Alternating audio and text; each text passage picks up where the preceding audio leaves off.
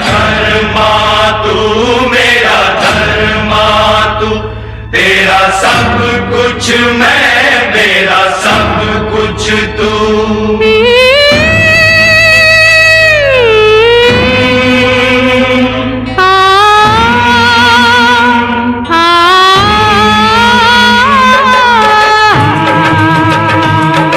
Amazing आंखें इस खूबसूरत दुनिया को देखने में हमारी मदद करती हैं।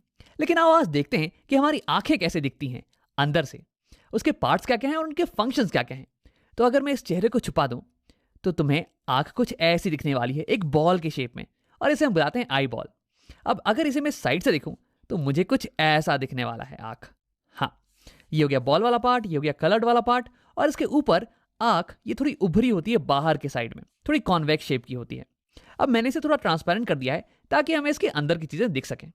अब हम बात करते हैं इस कलर्ड वाले पोर्शन के बारे में। तो इसे हम बुलाते हैं आइरिस। तो जब भी तुम किसी की आंख के कलर के बारे में बात कर रहे हो ना, तो असल में तुम उसके आइरिस के कलर के बारे में बात कर रहे हो। अब अलग अलग लोगों की आइरिस की कलर अलग अलग होती है। अब ऐसा क्यों होता है यार? तो देखो, जब भी हमारी आंखों पे लाइट पड़ रही होती है, व्हाइट लाइट, तो ये जो आइरिस है ना, इसके अंदर एक पिगमेंट होता है जो कि लाइट की एक पर्टिकुलर कलर को रिफ्लेक्ट करता है। अब इस आइरिस का पिगमेंट ये ग्रीन कलर की लाइट को रिफ्लेक्ट करने वाला है, और इसलिए हमें ये आइरिस ये ग्रीन कलर की दिखती है। अब अलग अलग लोगों की आइरिस में जो पिगमेंट होता है ना, वो अलग अलग कलर की लाइट को रिफ्लेक्ट करता है। जैसे कि यहाँ देखो, मेरे दोस्त की आइरिस ये ब्राउन कलर की है, और ऐसा इसलिए क्योंकि इसकी आइरिस का पिगमेंट ये ब्राउन कलर को रिफ्लेक्ट कर रहा है, और इसलिए हमें ये ब्राउन कलर की दिख रही है। अब इस आइरिस के बीच में तुम्हें एक ब्लैक कलर का स्पॉट दिख रहा होगा। अब सभी की आंखों में ये स्पॉट ये कॉमन होता है, तो इसे हम बुलाते हैं प्यूपिल। आओ उसे लिख लेते हैं। और ये एक छेद है, ये एक होल है जिसके थ्रू लाइट एंटर कर सकती है हमारी आंखों के अंदर। देखो, जो भी लाइट रेस आइरिस पे पड़ रही थी ना, वो या तो रिफ्लेक्ट हो जाएंगी या तो अब्जॉर्ब हो जाएंगी। लेकिन जो लाइट रेस इस ब्लैक स्पॉट पे, इस छेद पे पड़ेंगी ना, वो अंदर चली जाएंगी कुछ ऐसे, और फिर ये अंदर जाके हमारी आंखों के अंदर इमेज बनाने वाली है बाहर की चीजों की, और इसी की मदद से हम बाहर की चीजों को देख पाते हैं। अब देखो, आइरिस का एक और इंपॉर्टेंट काम है कि वो इस छेद की साइज को कंट्रोल करता है, इस प्यूपिल की साइज को कंट्रोल करता है। देखो, जब बाहर दिन का टाइम हो रहा हो, दोपहर का टाइम मान लो, तो बहुत रोशनी होने वाली है, तो उस टाइम बहुत ही लाइट रेस तुम्हारी आंखों के ऊपर पड़ने वाले हैं। अब अगर बहुत सारी लाइट रेस तुम्हारी आंखों के अंदर एंटर कर गए, तो वो आंखों के सेल्स को बर्न कर सकते हैं, उन्हें डैमेज पहुंचा सकते हैं। तो इससे बचाने के लिए आइरिस दिन के टाइम ये प्यूपिल को छोटा कर देता है, कुछ ऐसे, ताकि कम लाइट रेस हमारी आंखों के अंदर जाएं और फिर भी हम अच्छे से देख पाएं बाहर की चीजों को। लेकिन शाम के समय जब बाहर की रोशनी बहुत ही कम हो, तब तो हमें ज्यादा रोशनी चाहिए होती है बाहर की चीजों को देखने के लिए।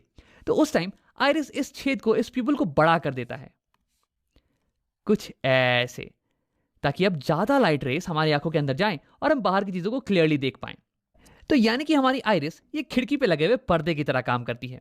जब बाहर दोपहर का समय हो तो तुम पर्दे को ऑलमोस्ट पूरा क्लोज कर देते हो ताकि बहुत ही कम लाइट रेस अंदर आ पाए, और जब शाम का समय हो तो तुम पर्दे को ऑलमोस्ट पूरा खोल देते हो ताकि ज्यादा रोशनी अंदर आ पाए और तुम चीजों को देख पाओ। अब देखो, यही एक्सपेरिमेंट तुम खुद घर पे भी कर सकते हो। एक डार्क रूम में जाना और फिर शीशे के सामने खड़े होकर अपने प्यूपिल को देखना।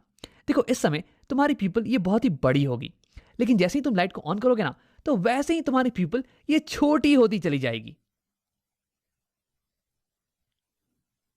अब आओ बात करते हैं आई के कुछ और पार्ट्स के बारे में। उसके लिए मैं इस आइरिस को यहाँ पे छुपा देता हूं। मैंने यहाँ पे आइरिस का क्रॉस सेक्शन बना दिया है। ये ग्रीन वाला पार्ट ये हो गया आइरिस, और ये बीच में जो होल है ये हो गया प्यूपिल। लाइट इसके थ्रू एंटर करेगी और फिर ये मिलने वाली है इस कॉन्वेक्स शेप के लेंस से। ये हो गया हमारी आंखों का लेंस, आई लेंस। देखो, इसका काम है कि इनकमिंग लाइट रेस को फोकस कर देता है इस पीछे वाली सरफेस पे, और फिर यहाँ पे एक क्लियर इमेज बन जाती है।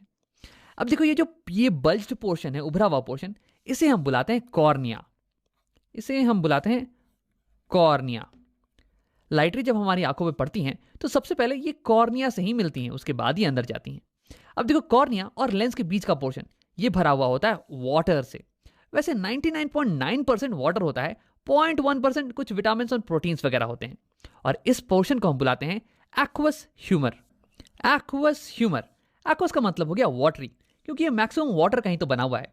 अब देखो, कॉर्निया और ये लेंस ये दोनों ही कॉन्वेक्स शेप की हैं, तो ये दोनों मिलके हमारी आंखों की कन्वर्जिंग लेंस सिस्टम बनाती हैं। ये दोनों मिलके इनकमिंग रेस को कन्वर्ज करती हैं ताकि कि एक शार्प इमेज हमें इस पीछे वाले सरफेस पे मिल जाए। अब देखो, मैक्सिमम रिफ्रैक्शन ये कॉर्निया पे ही होता है, क्योंकि जो लाइट रेस एंटर कर रही है ना, वो एयर से आ रही हैं और फिर कॉर्निया के बाद में वाटर का सिस्टम। तो यानी कि यहाँ पे maximum change in refractive index होता है और इसलिए लाइट की मैक्सिमम बेंडिंग ये कॉर्निया के ऊपर ही होती है। उसके बाद लाइट रेस प्यूपल के थ्रू लेंस पे हिट करती हैं। अब लेंस जो है ना, ये हल्का एडजस्टमेंट प्रोवाइड करता है इन लाइट रेस को, ताकि ये लाइट रेस कंप्लीटली फोकस हो जाए इस पीछे वाले सरफेस के ऊपर ही और यहीं पे एक फोकस्ड इमेज हमें मिले। अब देखो इस पीछे वाले सरफेस को, इसे हम बुलाते हैं रेटिना। अब अगर इस रेटिना के ऊपर हमें एक फोकस इमेज मिले ना, तो हम उसे क्लियरली देख पाएंगे, उसे क्लियरली रीड कर पाएंगे। लेकिन अगर एक फोकस इमेज नहीं मिल रही है तो हमें बाहर की चीजें धुंधली नजर आने वाली हैं। तो यानी कि रेटिना ये एक स्क्रीन की तरह काम करता है, एक पर्दे की तरह, जिसपे कि इमेज बन सके। अब देखो तुम ये सोच रहे होगे कि अगर इस पे इमेज बन जाए तो हम इसे कैसे देख पाते हैं। तो ऐसा इसलिए क्योंकि रेटिना जो है ना, ये लाइट सेंसिटिव सेल्स से बना हुआ है। यानी कि उस पे अगर इन सेल्स पे अगर लाइट पड़े तो ये सेल्स एक्टिवेट हो जाते हैं, ये लाइट को फिर इलेक्ट्रिकल सिग्नल्स में कन्वर्ट कर देते हैं। और फिर यहाँ पे क्या होता है, रेटिना पे कुछ नर्व्स होती हैं, ऑप्टिक नर्व्स, जो कि इन सिग्नल्स को, इलेक्ट्रिकल सिग्नल्स को ले जाती हैं हमारे ब्रेन के पास।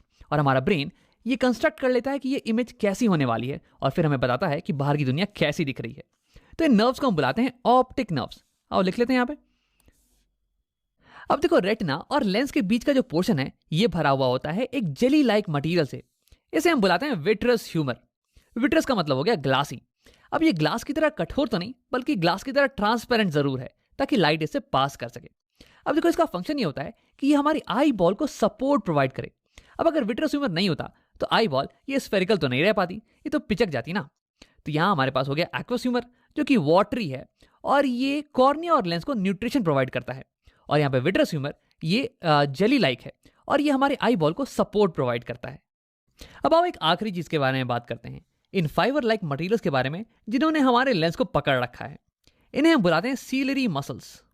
अब देखो ये सीलरी मसल्स ये हमारे लेंस के शेप को बदल सकती हैं। तो हाँ, हमारा लेंस ये एक रिजिड मटेरियल का नहीं बना हुआ है, बल्कि ये एक जेली लाइक मटेरियल का बना हुआ है। और अगर तुम इसे पिचकाओगे ना तो ये पिचक जाने वाला है और इसकी जो कर्व्ड पोर्शन है ना, ये और ज्यादा कर्व्ड हो जाने वाली है। और अगर तुम इसे खींचोगे तो ये इलोंगेट हो जाने वाला है और इसकी कर्वेचर ये पतली हो जाने वाली है। अब तुम सोच रहे हो यार इसका क्या फायदा है।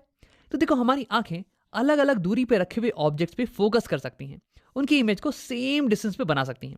अब ऐसा करने के लिए हमारे लेंस के पावर को चेंज होना पड़ेगा और ऐसा करने के लिए हमें अपने लेंस के कर्वेचर को चेंज करना पड़ेगा और वही करने में मदद करती है हमारी सीलरी मसल्स। अब उसे और थोड़ा डिटेल में समझते हैं। तो केवल फोकस करते हैं हमारे लेंस पे। अब मान लो कि तुम किसी दूर रखी हुई ऑब्जेक्ट को देख रहे हो। तो दूर रखा हुआ ऑब्जेक्ट है तो इसलिए उससे जो इनकमिंग रेस होंगी ना, इंसिडेंट रेस, ये ऑलमोस्ट पैरेलल होने वाली हैं। और क्योंकि तुम इसे क्लियरली देख पा रहे हो, इसका मतलब कि उसकी एक क्लियर इमेज, उसकी एक फोकस्ड इमेज ये लेंस बना दे रहा होगा यहाँ रेटिना के ऊपर। तो यानी कि ये लेंस इनकमिंग पैरेलल रेस को फोकस कर दे रहा है रेटिना के ऊपर। कुछ ऐसे देखो, ये होगी रे डायग्राम, पैरेलल रेस आ रही हैं और ये लेंस उसे फोकस कर दे रहा है रेटिना के ऊपर। अब देखो इस केस में लेंस इनकमिंग रेस को बहुत ही हल्का रिफ्रैक्ट कर रहा है, बहुत ही हल्का बेंड कर रहा है, कुछ 10 डिग्री का एंगल मान लो। यानी कि इस केस में required power of the lens ये थोड़ी कम होने वाली है। लेकिन अब अगर ऑब्जेक्ट ये तुम्हारी आंखों के पास आ जाए कहीं यहाँ पे, तो देखो इस केस में जो रेस आ रही होंगी ना तुम्हारी आंखों पे, ये तो डाइवर्जेंट रेस होने वाली है यार, ये तो पैरेलल नहीं होने वाली है। लेकिन देखो अगर अभी भी तुम पास रखी हुई ऑब्जेक्ट को क्लियरली देख पा रहे हो, इसका मतलब इस ऑब्जेक्ट की भी इमेज बिल्कुल यहीं पे बन रही होगी। तो यानी कि रिफ्रैक्टेड रेस ये तो बिल्कुल ऐसे ही दिखने वाली हैं। लेकिन इस बार लेंस को रेस को, इनकमिंग रेस को ज्यादा बेंड करना पड़ेगा, ज्यादा मोड़ना पड़ेगा, ताकि वो यहाँ रेटिना पे फोकस्ड हो पाए। देखो मैं यहाँ पर रे डायग्राम तुम्हें दिखाने वाला हूं, तुम एक बार अमाउंट ऑफ बेंडिंग पे ही फोकस करना। तो यहाँ तुम देख सकते हो जब ऑब्जेक्ट पास में आ गया तो ये इंसिडेंट रेस ये डाइवर्जेंट थी और ये ऐसे चली जाती। लेकिन हमारे लेंस ने अब इन इनकमिंग रेस को इतना बेंड कर दिया है, ऑलमोस्ट 45 डिग्री से बेंड कर दिया है, ताकि ये यहाँ रेटिना पे फोकस हो पाए। तो यानी कि जब ऑब्जेक्ट पास में होता है तो लेंस को ज्यादा बेंड करने की जरूरत पड़ती है, यानी कि ज्यादा पावर रिक्वायर्ड है लेंस की। लेकिन जब ऑब्जेक्ट दूर रखा हो तो हमें लो पावर रिक्वायर्ड होती है, लो बेंडिंग रिक्वायर्ड होती है। तो देखो कैसे अलग अलग दूरी पे रखे हुए ऑब्जेक्ट्स पे फोकस करने के लिए हमें अलग अलग पावर की लेंस की रिक्वायरमेंट होती है। अब देखो यार हमारी आंखों में लेंस तो एक ही है, हम लेंस को तो बदल नहीं सकते हैं। तो हम क्या करते हैं कि लेंस के कर्वेचर को बदल देते हैं, इसे पतला और मोटा करते हैं डिपेंडिंग ऑन किस चीज पे हम फोकस कर रहे हैं। अगर हम किसी दूर की चीज पे फोकस कर रहे होते हैं तो हमें एक कम पावर की लेंस चाहिए होती है जो कि लाइट रेस को कम बेंड करे।